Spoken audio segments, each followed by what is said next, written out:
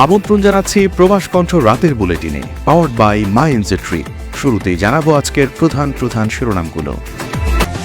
মালয়েশিয়ায় লরির ধাক্কায় বাংলাদেশি নির্মাণ শ্রমিকের নির্মম মৃত্যু। মালয়েশিয়া আটক বাংলাদেশিদের দ্রুত প্রত্যাবাসন ও নিরাপত্তা নিশ্চিতের লক্ষ্যে বৈঠক। এবং জ্বালানি নিরাপত্তা নিশ্চিতে আগামী সপ্তাহে রূপরেখা দেবেন প্রধানমন্ত্রী আনোয়ার ইব্রাহিম। দেখছিলেন শিরোনাম, এবার বিস্তারিত। আপনিও কি আপনার নেক্সট ট্রিপ প্ল্যান করছেন? তাহলে আপনার জন্যই মাই এনজেট্রি, যেখানে এয়ার টিকেটস এবং হোটেল সব পাওয়া যাবে এক প্ল্যাটফর্মে, with a very affordable fares and endless options. With my এনজেট্রি আপনার ভ্রমণ হবে একদম নিশ্চিন্তে। মালয়েশিয়ার সারওয়াক প্রদেশের বিন্তাঙ্গুর এলাকায় এক মর্মান্তিক সড়ক দুর্ঘটনায় মোহাম্মদ ফজলুর রহমান নামে এক বাংলাদেশি নির্মাণ শ্রমিক নিহত হয়েছেন। ইন্না লিল্লাহি ওয়া ইন্না ইলাইহি রাজিউন। গতকাল সকালে বিন্তাঙ্গরের জালান সারদেং এলাকায় এই দুর্ঘটনাটি ঘটে। মেরদাং জেলা পুলিশ প্রধান ডিএসপি তানসলিম মেরিং জানান, গতকাল সকাল আনুমানিক 8:50 জালান সারদেংয়ের কাম্পুং জালু বারু মোড়ের কাছে এই দুর্ঘটনা ঘটে। ফজলুর রহমান ওই এলাকায় একটি সেতু নির্মাণ প্রকল্পে শ্রমিক হিসেবে কর্মরত ছিলেন। প্রাথমিক তদন্তে জানা গেছে তিনি রাস্তার বাম পাশে দাঁড়িয়েছিলেন। এ সময় সেমুপ থেকে সিবু অভিমুখে আসা একটি লরির সামনে দিয়ে তিনি হঠাৎ রাস্তা পার হওয়ার চেষ্টা করেন। লরিটি খুব কাছাকাছি চলে আসায় চালকের পক্ষে নিয়ন্ত্রণ বজায় রাখা বা সংঘর্ষ এড়ানো সম্ভব হয়নি। লরির সরাসরি ধাক্কায় ফজলুর রহমান মাথায় মারাত্মক আঘাত পান এবং ঘটনাস্থলেই তার মৃত্যু হয়। পুলিশ জানিয়েছে, নিহতের মরদেহ ময়নাতদন্তের জন্য সারিকেও হাসপাতালে পাঠানো হয়েছে। মালয়েশিয়াস্থ বাংলাদেশ হাইকমিশনকে দুর্ঘটনার বিষয়ে আনুষ্ঠানিকভাবে অবহিত করা হয়েছে। মালয়েশিয়া সড়ক পরিবহন আইন 1987 ধারা 41 অনুযায়ী পুলিশ এই ঘটনার তদন্ত শুরু করেছে। নিহত ফজলুর রহমানের অকাল মৃত্যুতে তার সহকর্মী ও স্থানীয় প্রবাসীদের মাঝে নেমে এসেছে শোকের ছায়া।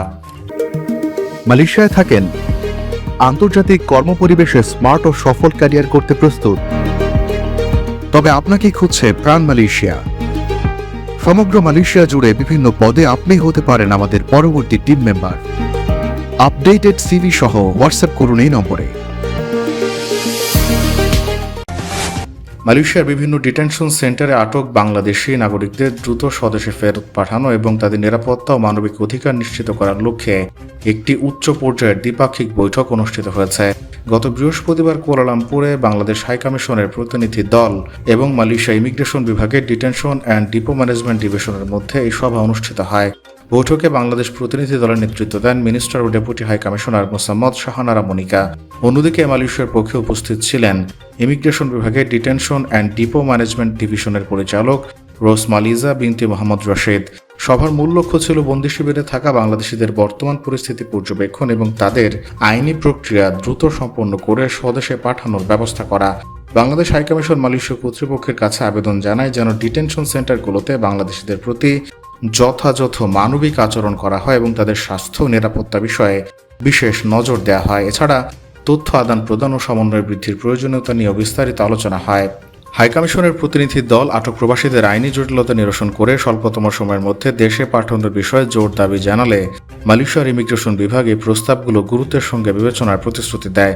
তারা জানায়, প্রশাসনিক সব ধরনের সহযোগিতা প্রদানের মাধ্যমে এই প্রক্রিয়াকে ত্বরান্বিত করা হবে।